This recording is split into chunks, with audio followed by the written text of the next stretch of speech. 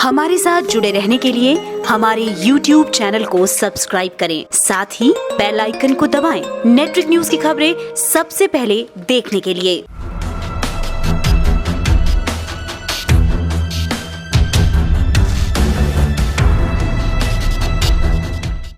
हाल ही में केंद्र सरकार के द्वारा लाए गए 3 नए कृषि कानूनों के खिलाफ किसान विरोध प्रदर्शन कर रहे हैं और डटे हैं इस मांग पर कि इन नए कृषि कानूनों को वापस लिया जाए। लेकिन क्या आपको पता है कि किसानों से जुड़ा इतिहास काफी पुराना रहा है हमारे देश में, और उस इतिहास में किसानों के द्वारा अपने हक के लिए आंदोलन और उनके ऊपर होने वाले अत्याचारों के बारे में जिक्र है, जिसके बारे में हम आपको बताने जा रहे हैं। लेकिन उससे पहले अगर आपने हमारा चैनल सब्सक्राइब नहीं किया तो जल्द कर लें, बेल आइकॉन दबाना बिल्कुल न भूलें। वीडियो पसंद आए तो लाइक करें, कमेंट करें और शेयर करें।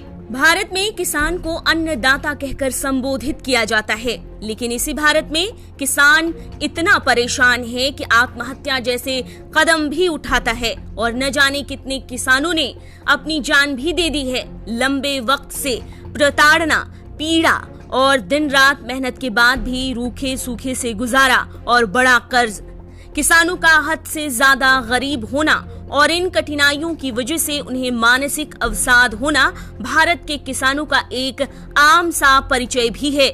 पर देश को अन्न खिलाने वाला अपने हक के लिए भी लड़ता है, और जब जब किसानों की पीड़ा असहनीय होती है तब तब होता है किसान आंदोलन। साल 1857 के असफल जन विद्रोह के बाद अंग्रेजों के खिलाफ किसानों ने ही मोर्चा खोला। साल 1874 का दक्कन विद्रोह बड़े किसान विद्रोह के तौर पर आज भी जाना जाता है, जो पूरे भारत में शुरू हो गया और आखिरकार साहूकारों को दबना ही पड़ा। एक आंदोलन उत्तर प्रदेश में भी शुरू हुआ, जिसके सूत्रधार पंडित मदन मोहन मालवीय को माना जाता है, और उनकी ही देखरेख में होम रूल लीग के कार्यकर्ताओं ने साल 1918 में प्रदेश में ही किसान सभा गठित किया, जिसने बहुताय में लगान वसूली का विरोध किया और इसके लिए साल 1919 में एका आंदोलन शुरू किया। आंध्र प्रदेश में भी एक विद्रोह हुआ जो जमींदारों के खिलाफ था और जिसको सीताराम राजू ने लीड किया। राजू औपनिवेशिक शासन के बेहद खिलाफ थे।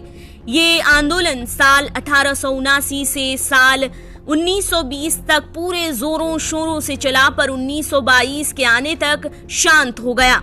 मुंडा आंदोलन का इतिहास किसी से नहीं छिपा, जो कि अंग्रेजों के खिलाफ हुआ था, जिसे बिरसा मुंडा के नेतृत्व में मुंडा आदिवासियों ने छेड़ा था और जिसे अंग्रेजों के जल, जंगल, जमीन हड़पने की नीति के अगेंस्ट किया गया।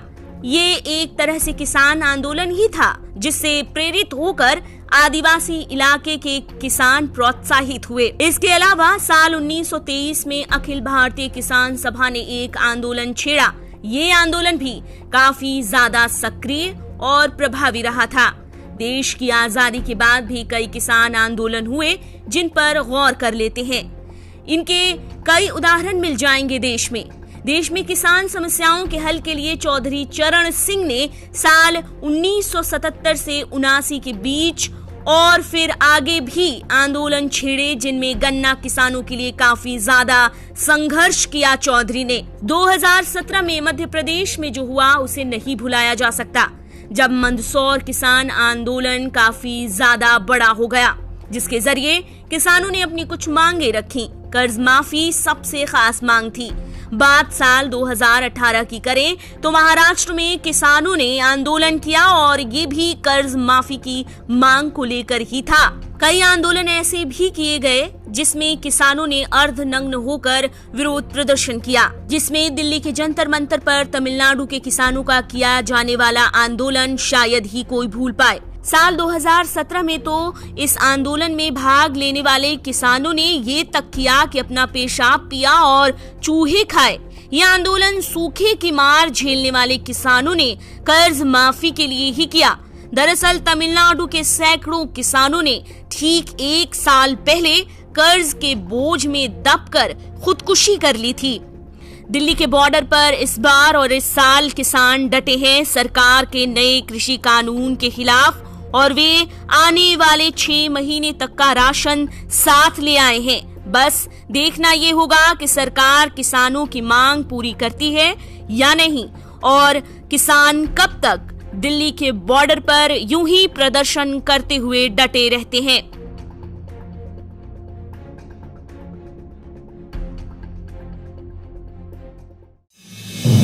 आप देख रहे हैं नेट्रिक न्यूज, साहस सच कहने का।